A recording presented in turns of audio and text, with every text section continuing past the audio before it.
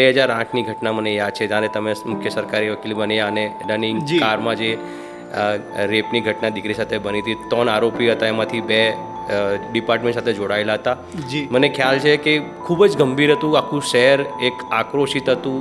ખુદ મુખ્યમંત્રી અને ગૃહમંત્રી અમિતભાઈ અહીંયા આગળ આવ્યા હતા.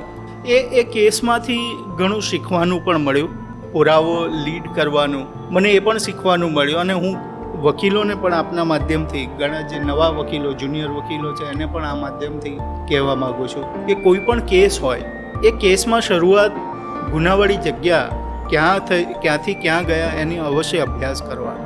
મને આજની તારીખમાં ખબર છે એ કેસની બાબતે, જે વિસ્તારમાંથી છોકરીને કિડનેપ કરી અને આ આપણા સચિનવાલા રોડથી સચિન મગદલા રોડ લઈ ગયા, કેટલો સમય લાગે, આખો એની રેકી જાતે કરી હતી. અને એમાં ખૂબ મહેનત કરી, અને મહેનત કરવા જેવો કેસ પણ હતો, અને ન્યાય અપાવવાની મારી ફરજ હતી. તો એ કેસ ખરેખર દુઃખદ કેસ છે, પણ એ કેસમાંથી ઘણું શીખવાનું પણ મળ્યું.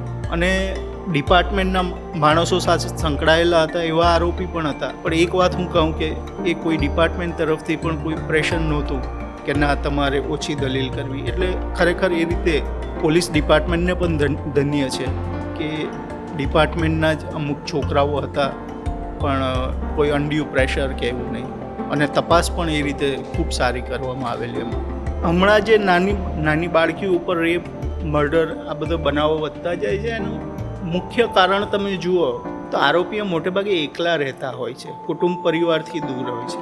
અને નાવડેઝ મોબાઈલ ઇઝ વેરી હેન્ડી. મોબાઈલમાં બધી વસ્તુ ઇટ ઇઝ વેરી હેન્ડી. તમે એવું પણ, હું એ લાઈન ઉપર પણ મેં વિચાર્યું કે કેમ નાના બાળકોને જે લોકો ટાર્ગેટ કરે છે, કારણ કે કોર્ટમાં ઘણીવાર બોલવાને માટે એ લોકો કેપેબલ ના હોય, અને હત્યા કરવા પાછળનું કારણ, પુરાવો કંઈ રહે જ નહીં. એટલે આ બધા કારણો ભેગા થઈને આ નાના બાળકો ઉપર આ બધા ગુનાઓ થતા હોય એવું મને માનવું છે.